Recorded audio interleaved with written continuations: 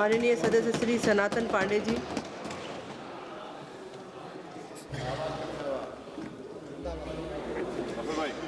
माननीय सभापति महोदय जी, नहीं वो तो नहीं ये आपको और अपने राष्ट्रीय अध्यक्ष मैं होगा ना मैं अखिलेश यादव जी का बहुत बहुत आभार कि आपने लोकसभा अध्यक्ष माननीय ओम बिरला जी के खिलाफ विपक्ष द्वारा लाया गया विश्वास प्रस्ताव पर बोलने का मौका दिया।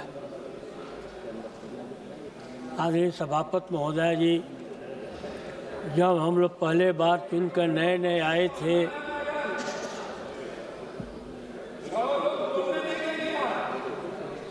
आप बोलो जब हम आप बोलो। आदरणीय सभापति महोदया जी, जब हम लोग नए नए चुन कर आए थे तो माननीय लोकसभा अध्यक्ष जी ने सभी नवनिर्वाचित सदस्यों को संबोधित करने का काम किया था। उस समय लगा था कि हम विपक्ष के सदस्य जरूर हैं, लेकिन हमको अभिभावक के रूप में लोकसभा अध्यक्ष मुझे मिले हैं। बड़ा उस समय एक सुखद अनुभूति हुई थी कि हम अपने जनता की आवाज़ को सदन तक पहुंचाने का काम करेंगे। ऐसा हुआ भी कि कई बार हम लोग अपने सवाल को दिए और आपने मौका भी देने का काम किया, लेकिन जब तक हमारा सवाल अधूरा था उससे पहले ही माइक बंद कर दिया जाता रहा।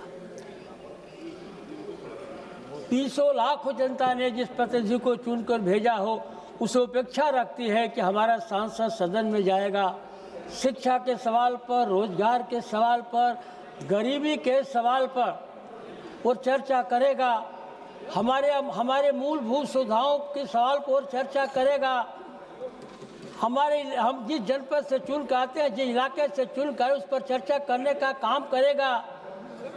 लेकिन वह हमारा मतदाता वो बार बार देखता रह जाता है सदन की कार्रवाई को कि हमारे जो है आवश्यकताओं के अनुरूप हमारा सदन का सदस्य बोलता है कि नहीं बोलता है। आप सिर्फ एक बहाना बनाते हैं कि विपक्ष सदन को चलने नहीं देता है। विपक्ष को सदन की चलाने की जिम्मेदारी अगर विपक्ष है तो उतनी ही जिम्मेदारी सत्ता पक्ष की भी होती है। हम लोग जब क्षेत्र में जाते हैं और जनता पूछती है कि आपने सड़कों के सवाल पर क्या बोला, आपने अस्पताल के सवाल पर क्या बोला, आपने रेलवे के सवाल पर आपका क्या विचार रहा, आपने जो है बाढ़ से बचाने के लिए अपने संसदीय क्षेत्र लोकसभा के विषय में क्या बोला। जब आप मुझे समय देने का नहीं काम करेंगे, 155 दिन के सदन को 80 दिन में बदल लाने का काम करेंगे, अब सदस्य को मौका ही नहीं देंगे तो सदस्य अपनी बात को अपने सामने कैसे रख पाएगा। हमारा आपसे कोई विरोध नहीं था, हमारा लोकसभा अध्यक्ष से व्यक्तिगत विरोध नहीं है, लेकिन जब हमारी आवाज़ को दबाने की कोशिश करेंगे सत्ता पक्ष के इशारे पर, तब बार बार विपक्ष को सदन में आना ही पड़ेगा और बेल में जाना ही पड़ेगा, अपनी बात को मनवाना ही पड़ेगा। इसको दुनिया की कोई ताकत रोक नहीं सकती है। और आप जो है विपक्ष के सांसदों की बात को नकार करके उन आदमी के बात का मौका देने का बार बार काम करते हैं जिनको कोई भी राइट्स नहीं है कि अगर कोई सांसद बोल रहा हो तो सत्ता पक्ष के कोई भी सदस्य बीच में टोकने का काम करने में कोई आपत्ति नहीं होगी।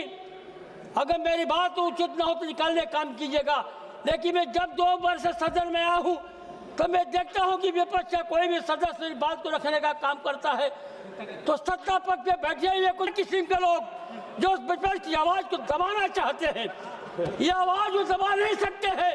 मैं इस बात का हूँ कि आवाज़ उनकी आवाज़ नहीं है। मेरा समय है अभी 6 मिनट का। माननीय सभापति महोदय जी, आप निकलवा दीजिए, बोला है ना उसे निकाल दीजिए, आप निकाल दीजिए। लेकिन मैं इतना जरूर कहता हूँ कि जिस कुर्सी पर आप बैठी हुई हैं और जिस कुर्सी पर बैठ करके लोकसभा अध्यक्ष जो है हम लोग की बात को सुनने का काम करते हैं, आप एक बार भी जो है उन लोगों से कहने का काम नहीं करती हैं कि आप जो है विपक्ष को बोलने दीजिए, विपक्ष का जवाब उस समय अगर सत्ता पक्ष देने का काम करेगा।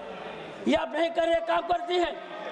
आप चिंता मत कीजिए, आपके सामने वो भी लोग बैठे हुए हैं इस सदन में वो भी लोग आपके साथ बैठे हुए जो पिछले सदन में माननीय जो सदस्य लोक श्री बी. मेहता मंत्री जी। के पद पर थे, कितना बढ़िया काम किया आप लोग। क्या बात धन्यवाद मंत्री माननीय सजा सदस्य। करके पूरा हो गया टाइम। सभापति महोदय, आप प्रमाण मत कीजिए। 5 मिनट 5 कर लीजिए, कंप्लीट कर लीजिए, कंप्लीट कर लीजिए। यह प्रस्ताव लाया गया है, आपके अपमान करने पर ही विपक्ष द्वारा प्रस्ताव लाया गया है और मैं उस प्रस्ताव के समर्थन में खड़ा हुआ हूँ, मैं व्यक्ति के विरोध में नहीं खड़ा हुआ हूँ। आप माननीय सदस्य श्री बी. मेहताब जी। आपका काम